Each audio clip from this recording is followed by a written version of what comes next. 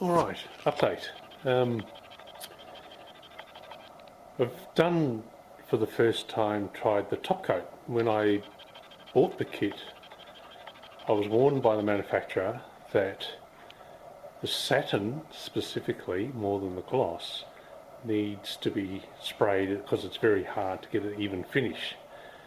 I thought with the roller that maybe it'd be alright, but I'm not sure how well that is showing up on camera. But it is patchy, just like they say. So I'm holding nothing against the manufacturer at all. I should have listened to them. But you think, oh, how bad can it be? But yeah, they had good reason to. So some of it is not too bad if it's very easy to do something like that, where you're not got nooks and crannies where you're going to get differences in thickness. But when you compare it to this, which was early evening, couldn't see what was going on, and that looks wonderful, and that is just the rust seal. It looks so much better, and that flows. This is like standard paint. It's very thin, and really too thin for roller, and doesn't flow the same. So I'm that disappointed that I'm going to redo everything that I put the top coat on. Like this was that immaculate one that I showed that I'd done in the rust seal with the roller first, and now it's a bit disappointing that I've ruined the finish that it had. So it's just a matter of scuff back. You can see this is what happens after scuffing. I gave up by the time I got to that, and I thought, this is not going. It looks, why did you do so much? But I thought, oh, it's going to flow out, and you can't tell until it's dry what the finish will be.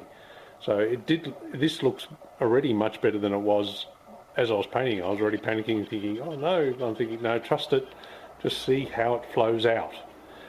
But it did improve, but not enough for what I'm hoping. I'm not building a show car. This will be driven. I'm not going to be lying on my back cleaning the underside of the car or polishing it every time I go for a drive. This is a driver. So, you know, to give you an idea, you saw how, you know, in the 8 months I had it on the road, I already did 4,000 kilometres. That's not going to stop. It will probably even get more. So I just thought I'd update so people can see what happens when you use the satin. Now, you really do, like the manufacturer said, you really do have to spray it. And I should have listened. I thought, it'll be good enough, but yeah, it just spoils my hard work, to be honest. So I'm going to spend another day and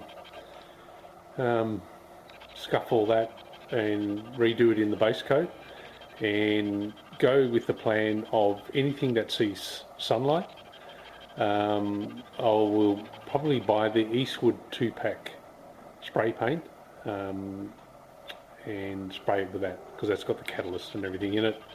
And so anything that needs the UV protection, because a few people that have used this, that have left it out in full sun, after a year it's already gone terribly chalky. Others that I've spoken to, that it didn't sit in the full sun because they put the body on quickly, so the chassis wasn't just left out, even, you know, under protection of some sort, but not covered, as in they've, you know, 4 years later and it's still looking perfect. So I'll go with the original plan, and just anything that I think might see sun, I'm going to do a better job and use some sort of protection. But I think I'll do the Eastwood 2-pack and go with that. Alright, just thought I'd update it and learn from my mistakes, and I should have learnt from the manufacturer's recommendation, and I didn't. These things happen. Just give you a quick update. I want to publicly thank my wonderful wife, Lisa, for spending whole day scrubbing, degreasing and scrubbing with a little toothbrush the entire rear axle. It's the last thing left to paint before I can start on the frame. and then she scoured it all as well. So, gee, can't ask for a better wife. While she was doing that, I was doing the final going over of everything. There's also the front drive shaft that I went back over. Everything that was done in the top coat is very done, and I've got a bit more scrubbing for things that will be done in a Eastwood 2-pack later on. So thought I'd just show you the results. So, and also what we've been using for the scrubbing and everything. So for getting the brush marks out, I've been using this from the supermarket, the Sebco Brilliant Scrub. That works really well, getting rid of runs and that sort of stuff. And for all the scuffing, be it the metal, the powder coat, which is a lot of the other stuff I've scrubbed down, and also between coats. We've been from the supermarket, it was on special, $2 for 2. These are Scotch Brite, and I found them, they lasted longer than the Rust-Oleum red pads, which is also for that. They're probably slightly harsher, but they last longer. So damn good value when you can get it less than half price. So just thought I'd update. So the rear axle won't be doing a lot to that. I'll get rid of things like these really rough casting marks here. I like that's just fine, but these where they've broken those off, and also these superfluous mounts. I don't know if this centre was used for an independent at some point, but these mounts were just capped off and they've filled up with rust, and they'll never used, and I have no use for them. So I'll cut them up. You can see a little square here too, so I'll just cut them, trim them back, so they're not so ugly and sticking out unnecessarily. Alright, thanks for taking an interest. Just in case there's any interest, the rear axle is done.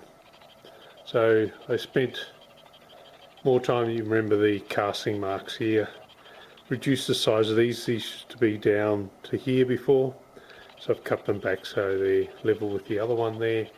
There was things like I found this big bracket for something to attach to that wasn't my model.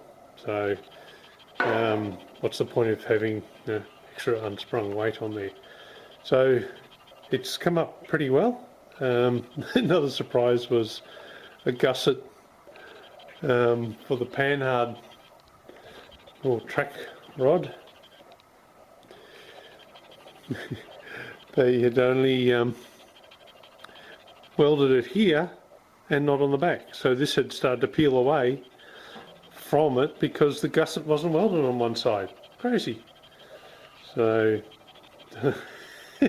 so I welded that, just went through things like that, just cleaning up rough spots. Unfortunately my skin now wears the scar of this blemish here. I have to get the pumice on there because it doesn't come off with solvents.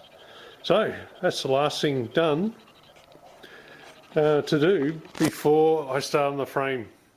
So the idea is I'll do everything as it sits now, and then I'll put on a rotisserie and then do the underside, and it'll be on a rotisserie as well for painting. That's the only way I could see possibly painting it without keeping control of what's happening on the other side of it.